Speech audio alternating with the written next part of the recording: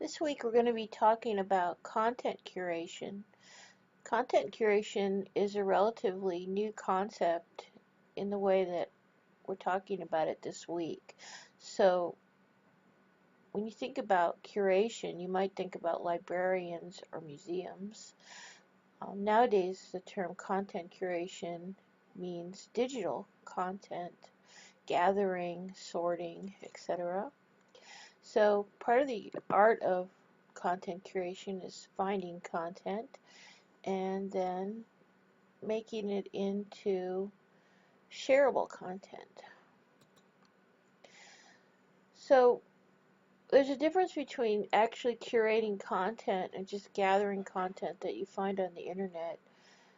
Content curation implies that what you're doing is a thoughtful and guided process. So it's not random. You usually do it because you've got some goal in mind. And all this content that I'm going to be talking about is digital content. This kind of content can be accessed on the internet and also can be accessed on a bunch of different types of devices. Let's not forget our students are often accessing our content through different devices such as iPads, smartphones, Android devices. Most of this content curation, these tools have some social media aspect with them. So there's some really old content curation tools such as Dig and Reddit. We're not going to be using those in our class. Digo is a tool that we use in our class, or I hope you're using it. A newer tool that I like to use and that's a lot of fun is Pinterest. So let's take a look at some of these tools and what they do. Before you start content curating, you got to think about a couple of things. Who's your audience? Think about your students and what sort of things might appeal to them. Make sure your content sharing is focused. I know it's fun to send out content that you find that you think is funny or interesting. Make sure you stay focused on something that is relevant to your students. Make sure that the content you share is not old and that it is appropriate. And remember that if you're going to start curating content, you have to do it consistently. It's actually a type of commitment. You have to update content, as we all know. So we're going to look at part of what we're looking at is also the process of content curation. It's a multi-part process, and we're going to think about getting content, sorting content, sharing content, and then maybe the most useful way to end up with this content is to have students actually interacting with it, doing things with it. Of course, we all curate content already. Think about how you do that now.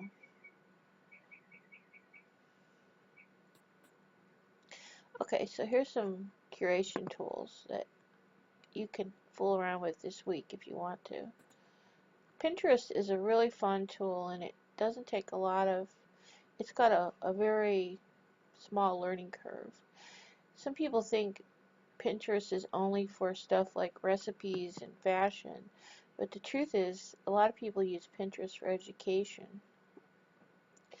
So when you get something on Pinterest, it's called a pin. You can repin things from other people's boards, and well, I guess I should have mentioned that first. All your pins go on a board, and you can have more than one board. You can have a lot of boards. So I looked up, for example, just to show you how Pinterest works with education, Pinterest in American history. And this is just the top of all the boards that came up. There were hundreds.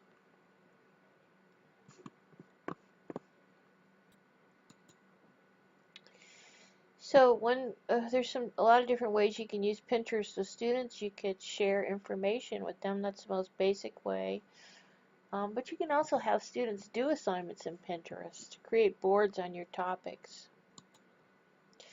Scoopit is another, a little bit more complicated tool that allows you to create boards of content. Um, Scoopit's one of those tools that you can either use it for free or pay money for it. And if you don't pay, the use is a little bit more limited.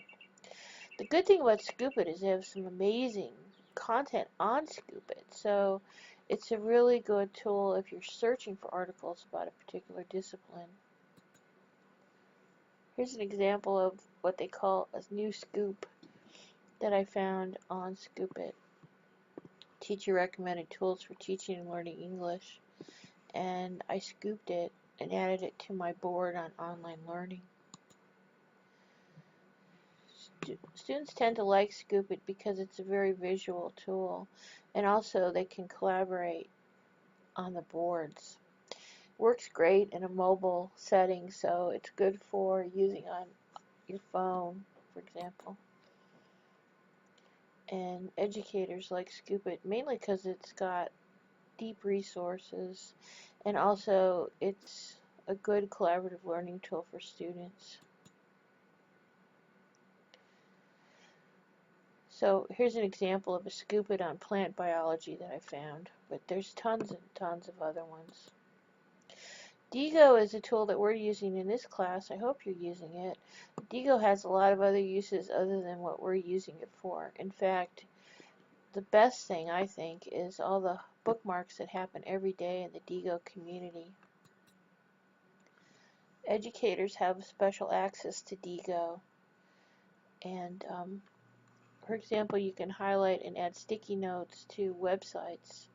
But one of the best things about Diigo is when you bookmark a website, it actually archives the entire site. So if the site goes down, that site is still living in your Diigo bookmarks. And this is the way we're using Diigo in a group. So this is something you could do with students to set up resource sharing. This is my favorite Diigo group, Diigo in Education. Storify is kind of a cool social media tool that lets you create stories, timelines. It's associated with Twitter, and so ever since Twitter has started using visuals, you can now create these Storifys with visuals from Twitter. It's a very contemporary sort of tool if you're doing anything that involves current events. Here's a student journalism project that was made in Storify. Bag the Web is another way to curate web resources. It's also a tool that has a lot of depth of content. And the bag, what they call a bag is simply an aggregation of web content. So they've got topics, featured baggers, and then you can also search for topics that are in your area.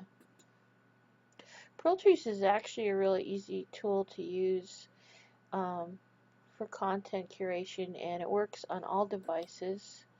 So here's some here's a Pearltree that I put together. It's got a drag and drop interface, so once you get the hang of it, it's really easy to use, and it has a lot of ways to share. So I'm just going to show you a couple other places to look for content. Content aggregators help you find and keep your content organized. Feedly's a good one that I use for following blogs. So I find blogs on here that I never ever would have seen in a million years, like this fusion.net, which is a science blog that has the most amazing videos on it. So Dig is a news aggregator. It used to be curated by users, now it's got editors on it. But it still has some really interesting topics on it. So, like for example, I searched science and I searched anthropology, and some of the stuff I came up with. Whenever you dig a topic, it goes up in popularity. But you can also bookmark topics or share them to Facebook or Twitter. So if you hook up any of these with your Twitter feed, this is a quick way to get info to students about things you want them to look at. I happen to love the Dig Reader. You can subscribe to anything you're interested in. This is a page where it just has a few of the book reviews that I like to read on it. iTunes U I just mentioned because it's got so much incredible content on it. And the iTunes University, here's a whole bunch of universities that have contributed content. And the content is of varying degrees of sophistication. Like, for example, this is just a video of a teacher lecturing. This is sort of like a PowerPoint. This is a whole, this is just a podcast. So there's different levels of content there. Of course, Twitter is a tool that we could all be using with our with our students. Teachers are using Twitter for a million different purposes, and you might want to check out this educational use of Twitter in Wikispaces. You can also search Twitter for educational content. I just searched for andragogy, and this is what I came up with. So the only thing to remember, well, there's a lot of things to remember, but remember that you have to practice good content etiquette. So that means make sure you attribute content. Don't just use content, make sure you actually curate it, talk about why you're sharing it, what's good about it, and as always, remember the copyright rules. Okay, now you try it.